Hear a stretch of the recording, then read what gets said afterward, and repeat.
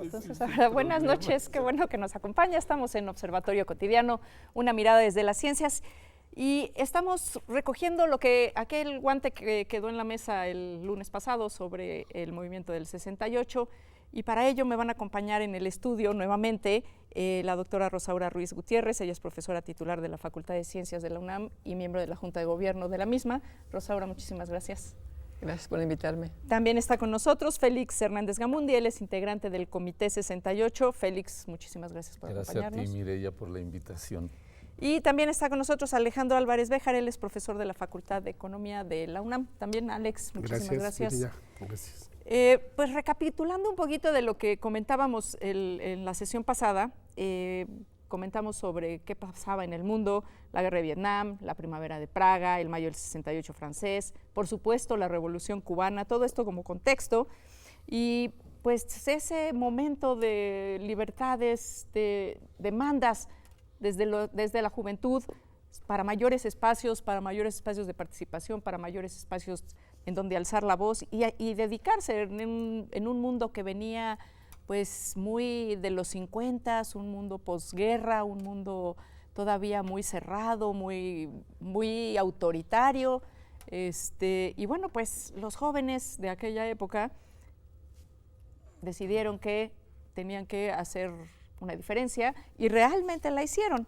Y vamos a platicar de qué país nos heredó el 68, a partir de las propuestas que se hacían, de las movilizaciones que se realizaron y de el conjunto de la sociedad que logró amalgar. No solo eran los estudiantes, arrancan los estudiantes, pero ese movimiento crece y crece por muchas razones que espero que ustedes nos expliquen ahora, y cómo vamos llegando al desenlace del movimiento, y vamos a platicar un poquito de la agenda que tenemos pendiente, ¿no? Entonces, ¿quién se avienta un poquito para hacer una breve recapitulación, Alex? Sí, yo creo que el movimiento de 68 nos dejó una estela de esfuerzos de autorrepresentación de diferentes actores sociales. Es decir, se pusieron en crisis los organismos de control estudiantil, se pusieron en crisis los organismos de control sindical, las propias organizaciones campesinas, es decir, sacudió toda la sociedad, y entonces empezamos a ver esfuerzos de autoorganización y autorrepresentación. Es decir, necesitamos representantes que realmente expresen las demandas que son más sentidas para nosotros. Y en particular, pues esta idea de que hubiera un ejercicio democrático de representación y de participación. Yo creo que ese es el anhelo que abre. Y normalmente nos referimos al 68 como una diáspora porque estudiantes que enarbolaron un pliego petitorio que planteaba defensa de libertades democráticas, al final pues deriva en una serie de incursiones en el arte, en la cultura, en la parte de organización obrera, campesina, en los proyectos de transformación universitaria, en las cuestiones de democratización general del país. En fin, yo creo que fue un viento fresco que nos ha mantenido durante 50 años participando en distintas actividades. Cada quien escogió un camino y puso a prueba sus ideas de qué era lo que pensaba que se tenía que hacer. Ese sería mi resumen. Excelente. Extraordinario. Fíjate, el asunto del pliego petitorio que dice Alejandro a mí me parece de la mayor importancia porque de pronto hay muchas preguntas, es decir, ¿cómo y quién y cuándo se diseñó el pliego petitorio? Yo digo, el pliego petitorio lo diseñaron los movimientos previos a 68, claro. Era simplemente una reacción natural ante la situación previa. Número 1, libertad de todos los presos políticos.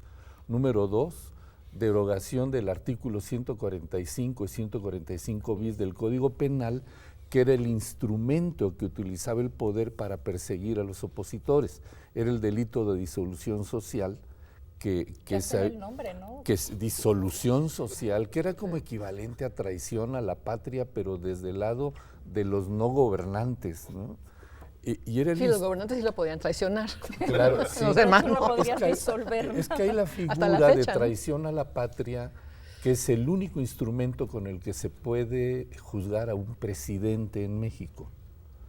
Eso es muy importante, pero del otro lado estaba este asunto de estos dos artículos y el delito de disolución social, teóricamente para perseguir a aquellos que después de la guerra intentaran invadir el territorio nacional o atentaran en contra de las instituciones públicas. Nunca se aplica en contra de nadie, estaba dirigido supuestamente a los nazis o los pronazis, y eso nunca sucede y se aplica siempre, se quedó y se aplica son de esos siempre. Que se quedan guardaditos Sí. para cuando Exacto, y es cuando se una ofrece, espada sí. de Damocles ahí. Sí. Bueno, en tercer lugar, la desaparición del cuerpo de granaderos.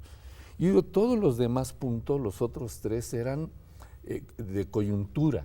Los de contenido político brutal eran estos, que es desmantelar el aparato represivo del Estado.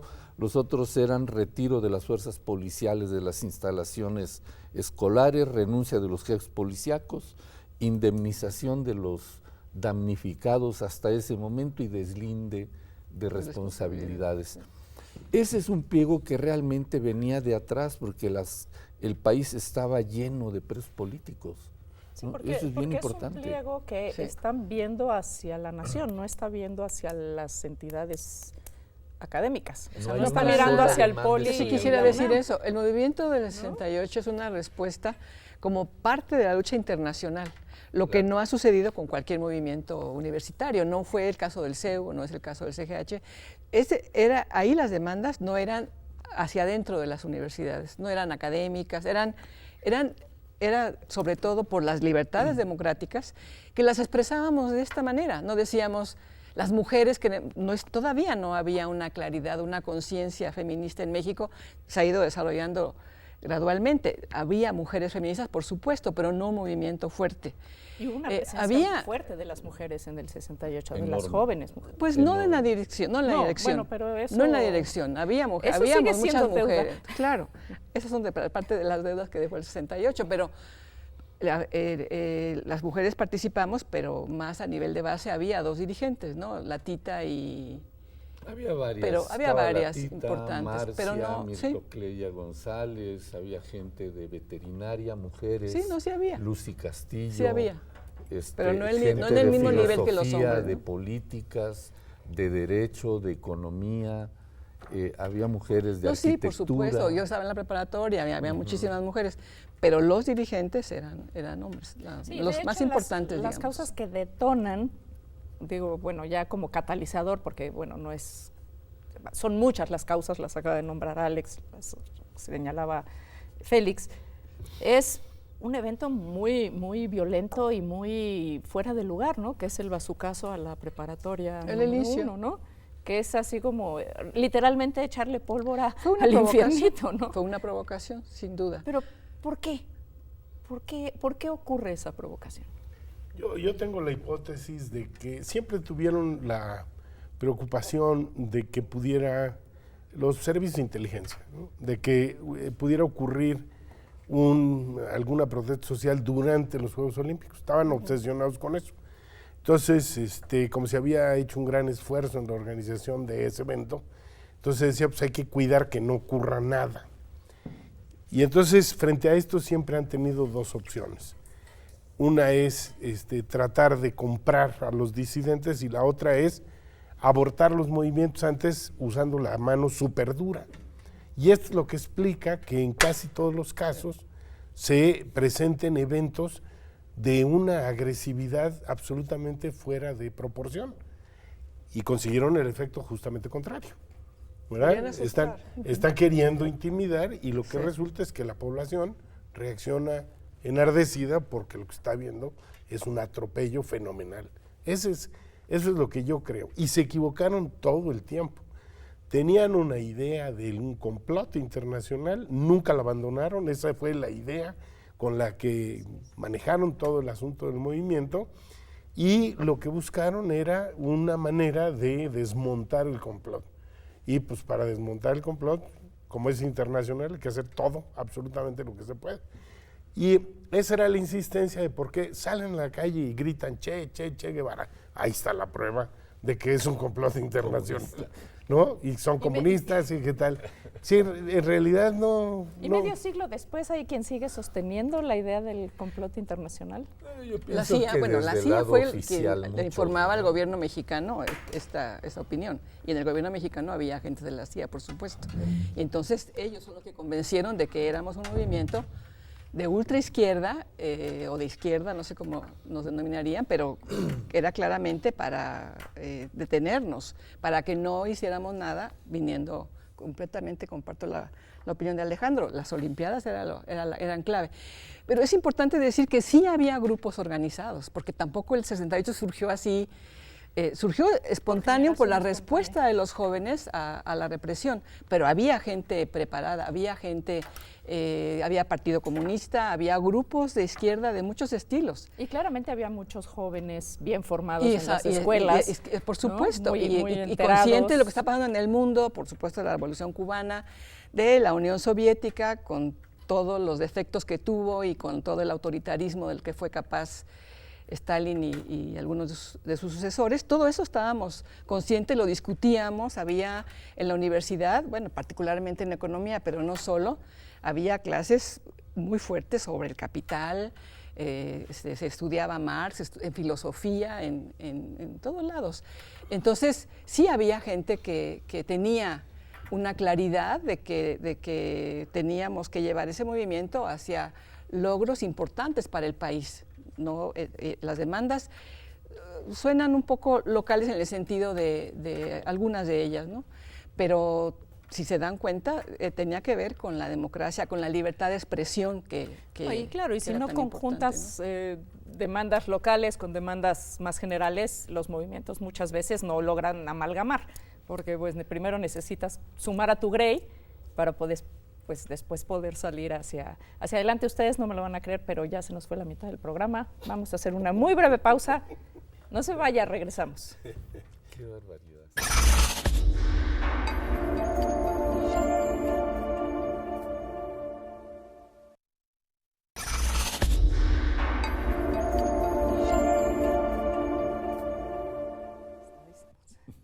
Qué bueno que sigue con nosotros. Estamos aquí en Observatorio Cotidiano, una mirada desde las ciencias, y me acompañan Félix Gamundi, Rosaura Ruiz y Alejandro Álvarez, y estamos platicando sobre el 68.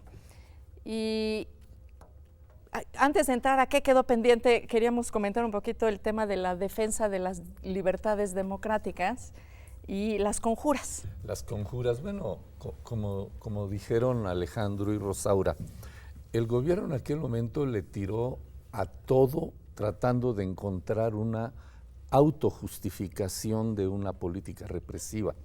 Y fue esto, igual que en los procesos de 68 en contra nuestra, cuando estábamos en la cárcel, había dos tipos de acusaciones importantes. Una, un grupo que supuestamente atendía a una conjura internacional diseñada por la CIA. Entonces, la CIA intentando desestabilizar el país, y otro era la conjura internacional comunista, donde las consignas, según esa hipótesis del gobierno, vendrían de Moscú y La Habana. Y al final del proceso también agregaron Pekín. Entonces, bueno, de suerte que para no dejar ninguna posibilidad fuera, claro.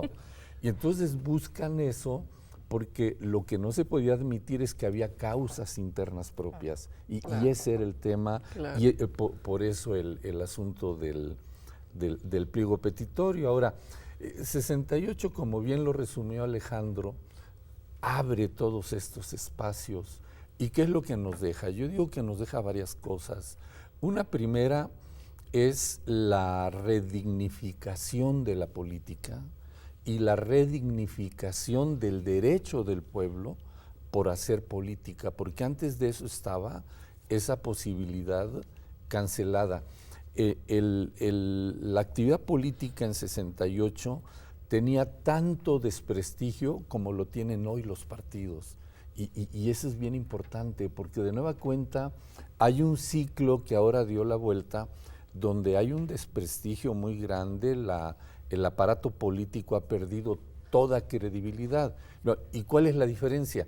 La diferencia es una sociedad que a lo largo de todos estos 50 años ha ido asimilando nuevas experiencias y está muy dispuesta a enfrentar los retos políticos que nos presenta la situación actual del país y los retos que representa la construcción de un futuro mejor.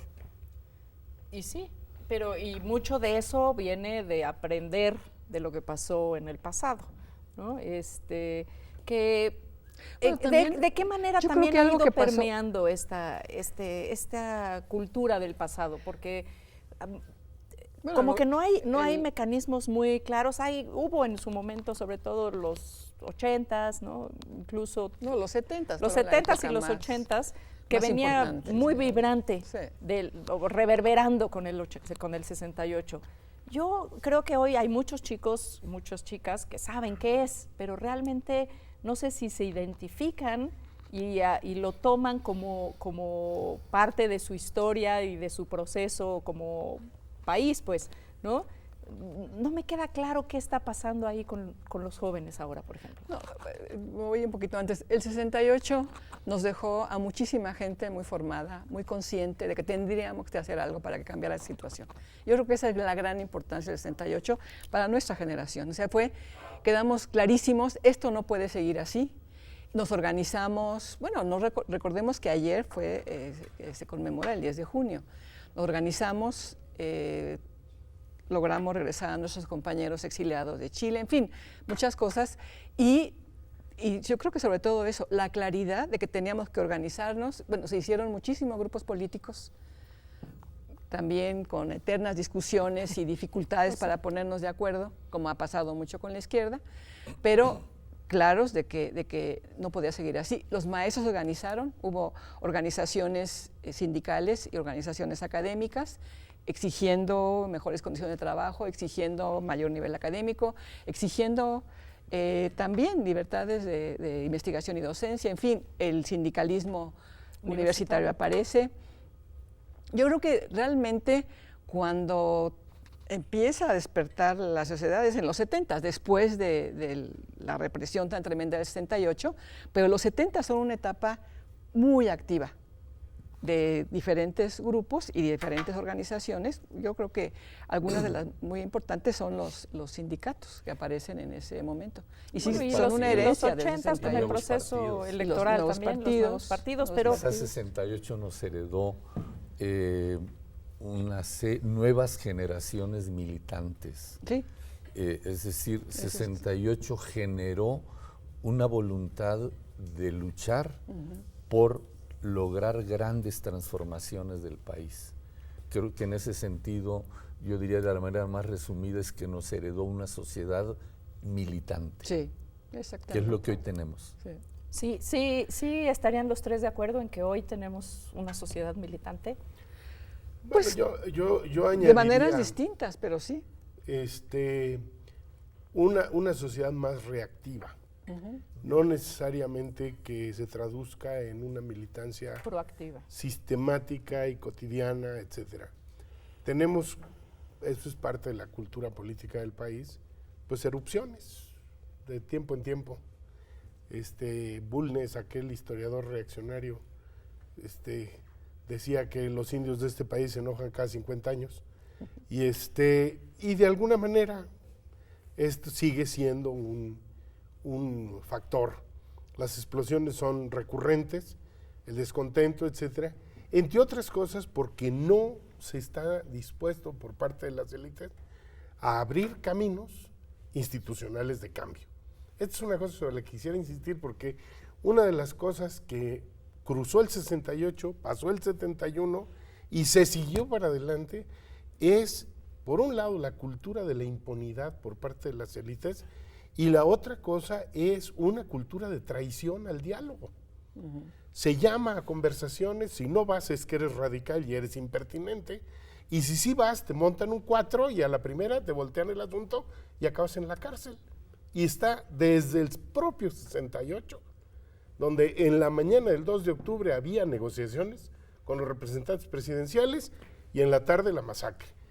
Y en el 71 no había eso, pero repitieron el esquema en todos los demás casos en donde se cita una negociación y luego se monta un esquema para traicionar. Y eso sigue hasta la fecha.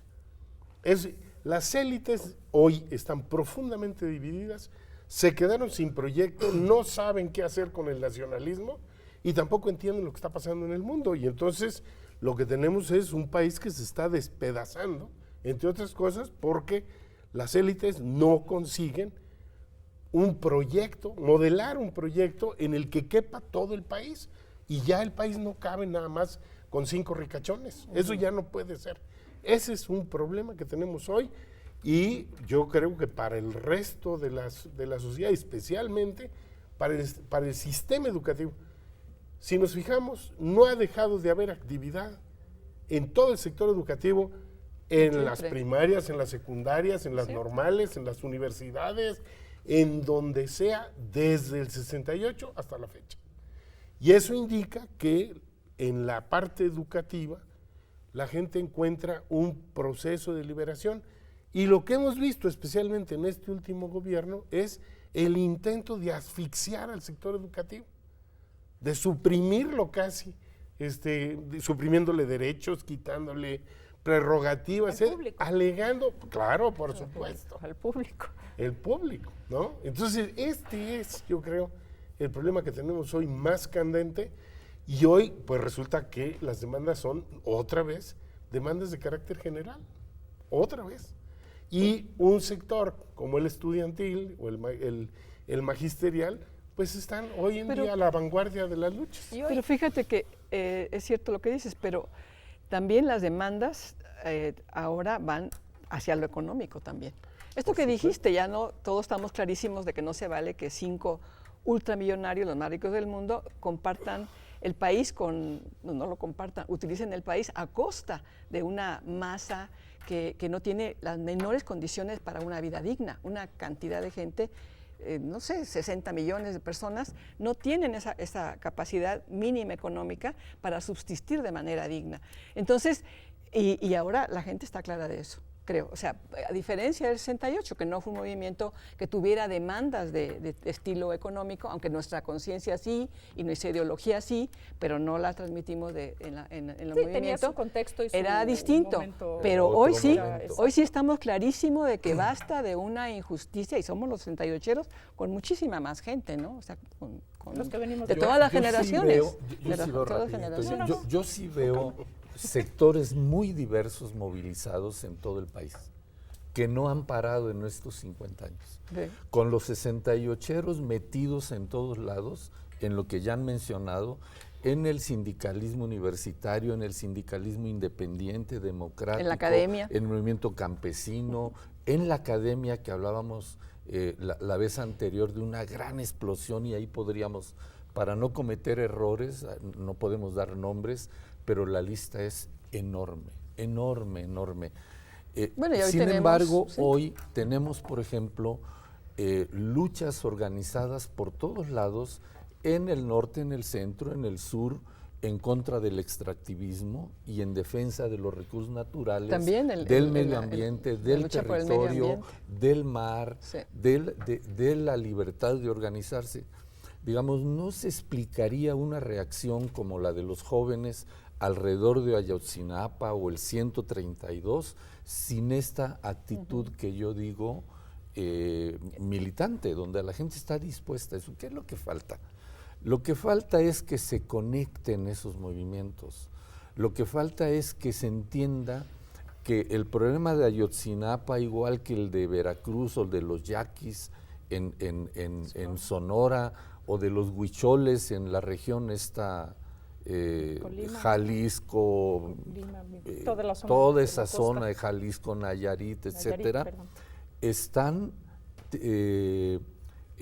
respondiendo de manera separada a problemas que tienen un mismo origen, que es el modelo, el régimen político del país. Y eso se va dando esa confluencia. A eso me refiero yo con que nos heredó un ejemplo, una experiencia, por ejemplo, de organización, el Consejo Nacional de Huelga, como un órgano de dirección que estuvo dispuesto a dirigir, siendo un órgano tremendamente plural, y qué importante profundamente fue eso democrático, para las siguientes generaciones, de una dirección colectiva. de una dirección colectiva, pero que al final del día había una dirección, no era cada quien por su lado y por su cuenta, porque así difícilmente Pero vamos. la lucha lado, en ¿no? contra de la explotación, la lucha por las libertades democráticas ha existido desde hace muchísimos siglos, ¿no? Y nosotros también heredamos una ideología de la Revolución Mexicana, los 68eros. O sea, cuando nos dijeron que sacábamos a los líderes extranjeros como el Che Guevara, nosotros sacamos a Villa, a Zapata, y dijimos, no, nosotros estamos peleando por lo mismo que ellos, porque haya justicia social. Ahí sí lo dijimos, en esa marcha, lo recuerdo. Todos llevamos y cantamos el himno nacional, o sea, nos reivindicamos como nacionalistas, por supuesto. Bueno, pues la agenda es larguísima y yo creo que la agenda que tenemos por delante, lo que nos viene ahora, el proceso electoral, el pre, el durante y el post, que yo creo que va a ser un periodo largo en esta ocasión. No parece que vaya a moverse todo muy suavecito, pero esperemos que la inteligencia prevalezca y logremos realmente, finalmente poder transitar a una etapa diferente, un ¿no? cambio importante. Pero por una vía pactada, que es la electoral. Que es la adecuada, ¿no? por supuesto. Que es la electoral. Es la adecuada. Bueno, pues llegamos al final del programa. Alejandro, Rosaura, Félix, muchísimas gracias. Gracias. Y bueno, pues sigamos pensando en temas, sigamos pensando en programas. Este espacio, por supuesto, que está siempre abierto. Muchas gracias a los colegas de TV UNAM que hacen posible que este programa llegue hasta usted, a usted que nos hizo el favor de mirarnos. Yo soy Mireya Imas y esto fue Observatorio Cotidiano.